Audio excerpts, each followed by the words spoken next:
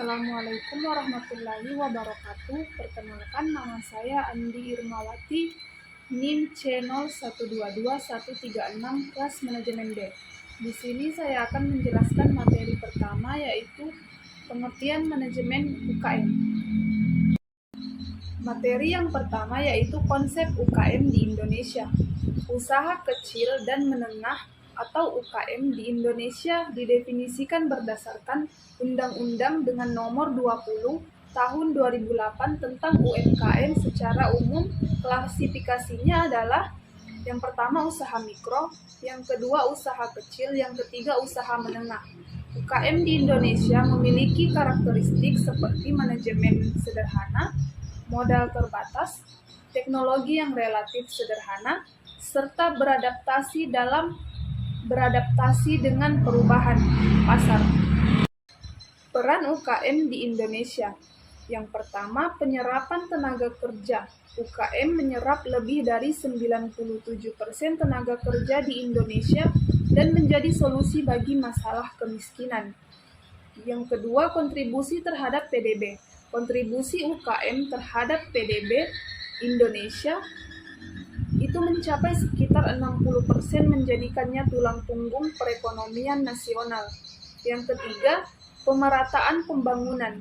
UKM yang terbesar di seluruh wilayah Indonesia, termasuk daerah pedesaan, sehingga membantu pemerataan pembangunan ekonomi. Dan yang keempat, ketahanan ekonomi dan pengembangan kewirausahaan. UKM terbukti lebih tahan terhadap krisis ekonomi dibandingkan usaha besar seperti yang terjadi saat krisis ekonomi 1997 sampai 1998. Selain itu, UKM yang mendorong pertumbuhan kewirausahaan dan inovasi di masyarakat. Selanjutnya, kinerja UKM di Indonesia menunjukkan kontribusi signifikan dengan menyumbang sekitar 60% PDB nasional dan menyerap 97% tenaga kerja, namun masih menghadapi tantangan seperti akses pembiayaan terbatas, rendahnya adopsi teknologi, dan kesulitan menembus pasar ekspor. Meski ketahanan UKM terbukti dalam menghadapi krisis ekonomi, produktivitas masih di bawah negara ASEAN lainnya. Dengan kontribusi ekspor hanya sekitar 15-20%, program pemerintah seperti KUR, digitalisasi UKM, dan pelatihan usaha telah menunjukkan hasil positif, terutama pasca pandemi yang mempercepat transformasi digital kalangan pelaku mikro dan usaha kecil. Berikut kekuatan UKM. Yang pertama, kedekatan dengan pelanggan. UKM sering memiliki hubungan langsung dan personal dengan pelanggan, memungkinkan pemahaman mendalam tentang kebutuhan mereka. Yang kedua, fleksibilitas. Mengimplementasikan lebih cepat dalam berdasarkan temuan penelitian perubahan. Yang ketiga, komunikasi internal yang efisien. Informasi dari penelitian pelanggan dapat disebarkan dengan cepat ke seluruh organisasi. Dan yang keempat, fokus lokal, pemahaman yang kuat tentang pasar lokal dan dinamika konsumen setempat. Adapun kelemahan UKM, yang pertama itu keterbatasan sumber daya, anggaran, waktu, dan tenaga kerja terbatas untuk melakukan penelitian komprehensif. Dua, kurangnya keahlian khusus, mungkin tidak memiliki staf yang dengan keahlian penelitian pasar profesional. Yang ketiga, sampel lebih kecil, akses ke basis pelanggan yang lebih kecil dapat membatasi keakuratan temuan. 4, alat dan teknologi terbatas, mungkin kekurangan akses ke software, analisis data canggih, dan alat penelitian. Tujuan utama pemasaran. 1. Meningkatkan kesadaran merek, membuat konsumen mengenal dan perusahaan atau produk mengingat identitas. Yang kedua, menghasilkan leads, mendapatkan kontak potensial pelanggan yang tertarik dengan produk atau jasa. Yang ketiga, meningkatkan penjualan, mendorong konversi, dan meningkatkan pendapatan. Yang keempat, membuat loyalitas pelanggan, menciptakan hubungan jangka panjang dengan pelanggan yang ada. Yang kelima, penetrasi pasar, memperluas pangsa pasar dalam segmen yang sudah dilayani. Dan yang keenam, pengembangan pasar, memasuki segmen atau wilayah geografis baru. Yang terakhir, meningkatkan ROI pemasaran, memaksimalkan efektivitas biaya dari kegiatan pemasaran. Nah, selanjutnya yaitu fokus untuk mencapai tujuan. Ya, yang pertama itu penentuan target yang jelas, menetapkan KPI Key Performance Indicators dan tujuan SMART. Yang kedua, pemahaman mendalam tentang pelanggan yang melakukan riset pasar dan menciptakan persona pelanggan yang akurat. Yang ketiga, pengembangan strategi. Pengembangan strategi yang konsisten menyelaraskan semua aktivitas pemasaran dengan tujuan bisnis yang lebih luas. Yang keempat, pemilihan saluran yang tepat. Memilih platform pemasaran yang paling sesuai dengan target audiens. Yang kelima, konten berkualitas, menciptakan pesan yang relevan dan menarik bagi target pasar. Dan yang keenam, pengukuran dan analisis, melacak performa kampanye secara regular dan melakukan penyesuaian. Yang ketujuh, konsistensi dan kesabaran, menyadari bahwa pemasaran yang baik membutuhkan waktu dan upaya yang berkelanjutan.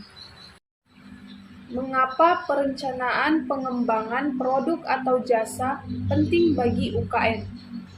Karena yang pertama itu untuk menghemat sumber daya. UKM umumnya memiliki keterbatasan modal dan SDM perencanaan yang baik, mencegah pemborosan.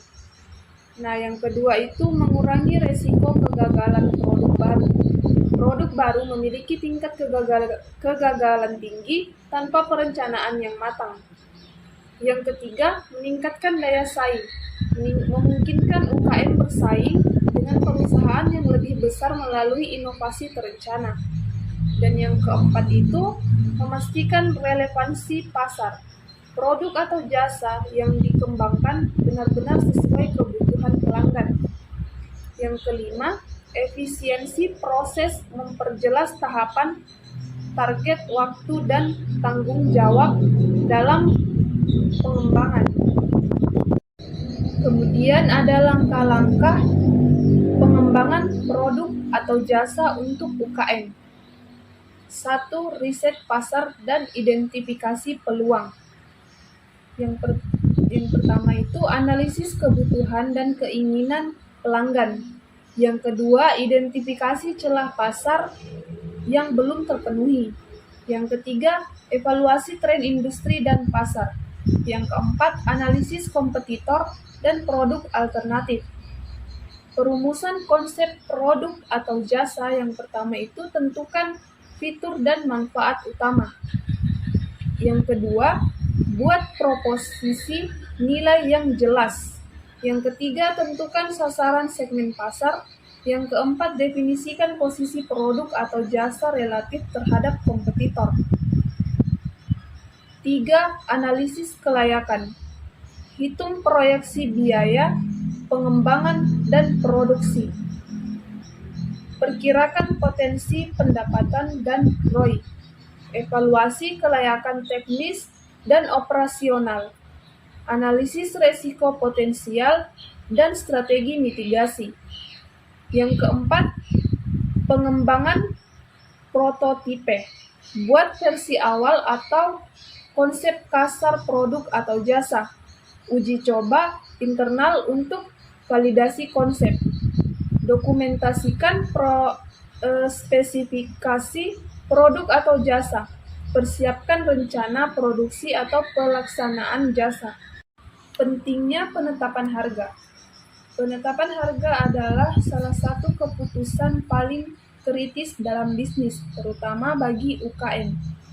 Harga yang tepat tidak hanya mempengaruhi keuntungan, tetapi juga posisi merek, persepsi pelanggan, dan keberlanjutan bisnis. Mengapa penetapan harga sangat penting? Karena langsung mempengaruhi profitabilitas. Harga yang terlalu rendah mengurangi margin, terlalu tinggi mengurangi volume penjualan. Mencerminkan nilai produk atau jasa. Harga menjadi indikator kualitas dan nilai dalam persepsi konsumen. Memposisikan merek dalam pasar, menentukan apakah produk dipersepsikan sebagai premium, terjangkau, atau nilai ekonomis. Mempengaruhi arus kas penetapan harga. Penetapan harga yang tepat memastikan likuiditas untuk operasional bisnis. Menentukan daya saing mempengaruhi bagaimana produk atau jasa dibandingkan dengan penawaran kompetitor. Pendekatan penetapan harga untuk UKM. Yang pertama, pendapatan harga berbasis biaya. Hitung semua biaya, bahan baku, produksi operasional, dan pemasaran. Tambahkan margin keuntungan yang diinginkan. Pertimbangkan volume penjualan yang diharapkan. 2. Penetapan harga berbasis nilai. Evaluasi nilai yang diberikan produk atau jasa bagi pelanggan. Tentukan berapa bersedia membayar pelanggan. Kembangkan diferensiasi yang membenarkan harga. Yang ketiga, penetapan harga berbasis kompetisi. Analisis harga pesaing untuk produk atau jasa serupa. Posisikan harga yang sesuai strategi di atas setara atau di bawah pesaing. Perhatikan perbedaan fitur dan manfaat dengan kompetitor. Mengapa lokasi sangat penting untuk UKM? Karena akses pelanggan dan biaya operasional lokasi yang strategis memudahkan pelanggan menemukan dan mengunjungi bisnis kita. Selain itu, lokasi mempengaruhi biaya sewa kualitas, pajak, dan transportasi. Kompetisi dan visibilitas dan citra merek. Posisi relatif terhadap pesaing dapat mempengaruhi arus pelanggan dan pangsa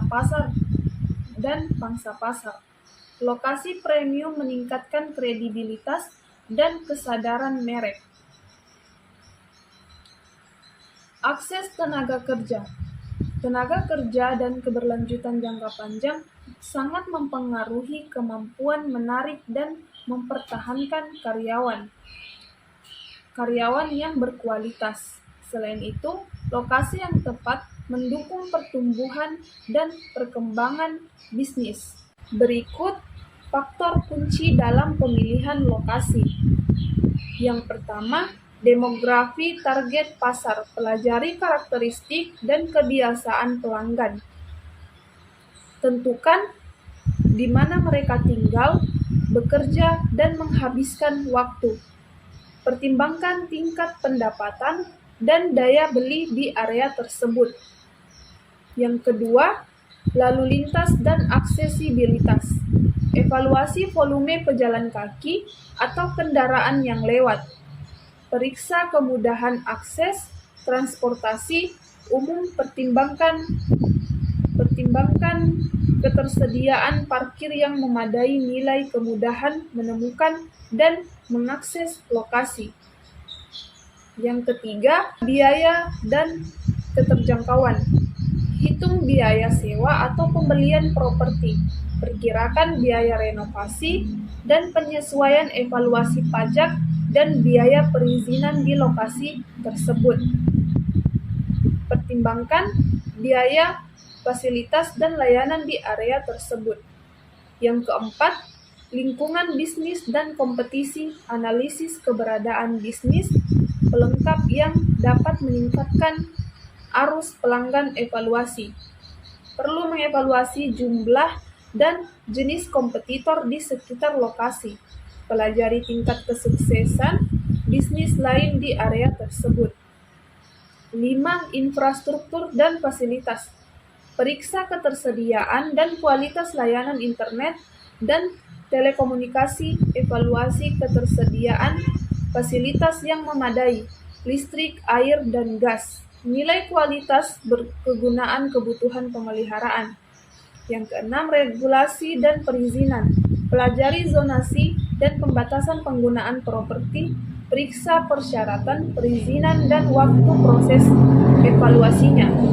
Peraturan daerah yang dapat mempengaruhi bisnis. Baik, kesimpulan dari materi ini adalah UKM berperan sangat penting dalam ekonomi Indonesia karena mampu menciptakan lapangan kerja dan mendukung pertumbuhan lokal. Kekuatan UKM terletak pada fleksibilitas dan kedekatan dengan pasar, namun masih lemah dalam hal modal, teknologi, dan manajemen. Pemasaran yang efektif membutuhkan pemahaman pelanggan dan penetapan harga yang tepat, lokasi strategis, serta perencanaan yang matang.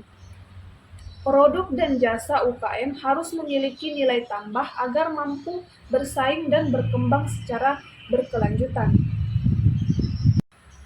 Baik, itulah tadi hasil materi yang dapat saya paparkan tentang manajemen UKM. Dan saya mengucapkan terima kasih kepada teman-teman yang telah menonton video ini. Akhir kata, wassalamualaikum warahmatullahi wabarakatuh.